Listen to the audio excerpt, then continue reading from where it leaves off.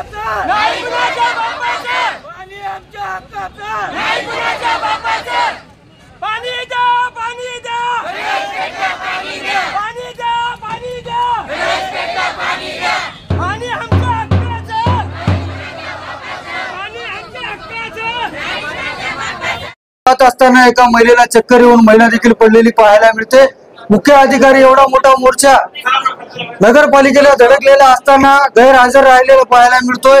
एकंदरीत मुख्य अधिकारी हे जाणून बुजून गैरहजर राहतात का हे देखील पाहणं तितकंच महत्वाचं आहे। आपल्या सोबत माजी नगरसेवक विष्णुभाऊ बोचकरी आहेत। एकंदरीत नगरसेवक स्वतः मोर्चा घेऊन येताना पाहायला मिळते। राजकीय नेत्यांचा मुख्य अधिकाऱ्यावर काय वचक राहिली नाही का असा देखील प्रश्न निर्माण होतो।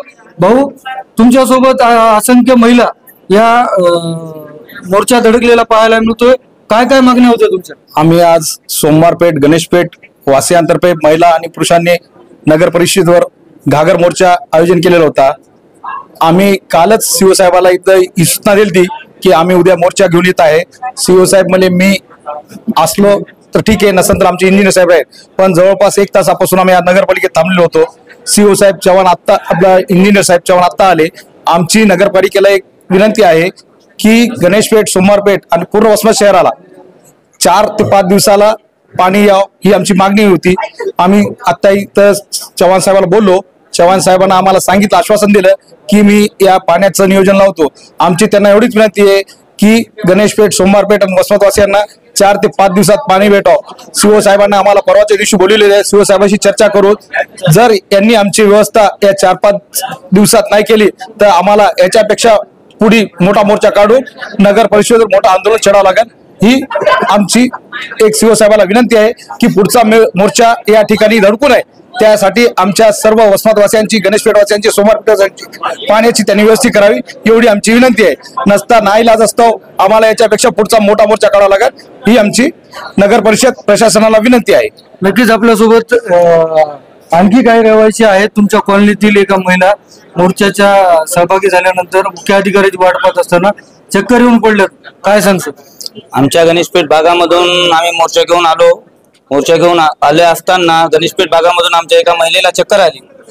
सीओ साहेबाची वाट 1 तासापासून आम्ही बघत आहे, सीओ साहेब अजून पण आले नाही ना, तर काय कमी जास्त झालं त्या महिलेला तर याचे जबाबदार कोण राहील? प्रशासन का लक्ष करत नाही आमच्या गोष्टीकडे? राजकीय पुढाऱ्यांचा वचक राहिला नाही का? मुख्य अधिकारी तुम्ही मोर्चा घेऊन येतात, माहित होतं का नाही त्यांना गैरहजर आहेत? मी सीओ साहेबाला कालच कॉल केला होता, ते म्हणले मी नसलो तरी बी आमचे इंजिनियर साहेब राहील म्हणले, आपण भेटून घ्या म्हणले, ते देऊन टाक। मात्र ते पण नाहीत आणि त्यांचे इंजिनियर साहेब पण नाहीत। आम्ही 1 तासापासून त्यांचा वेट करतो। आता ते चव्हाण साहेब आलेले, त्यांना निवेदन देत आहे। नक्कीच आपण पाहिलं असेल, एकंदरीत नागरिकांच्या समस्या जाणून घेण्यासाठी मुख्य अधिकारी गैरहजर आहेत, हजर नाहीत, त्याच्यामुळे नागरिक संतापलेले देखील पाहायला मिळत आहेत। एकंदरीत पाहायला गेलं तर नागरिकांच्या समस्या सोडवणं दूरच, ऐकून घेण्यासाठी मुख्य अधिकारी नसल्यामुळे नागरिक आक्रमक देखील झालेले पाहायला मिळत आहेत। राजकीय पुढारी काय करतायत? मुख्य अधिकाऱ्याकडे कुठल्याही प्रकारचं मुख्य अधिकारी गैर असल्यामुळे नागरिक आक्रमक झालेले पाहायला मिळत आहेत। आता वसमतचे राजकीय पुढारी नागरिकांच्या समस्या सोडवण्यासाठी रस्त्यावर उतरणार का हे देखील पाहणं तितकंच महत्वाचं आहे। देवा चपटे, DC9 मराठी न्यूज, वसमत, हिंगोली।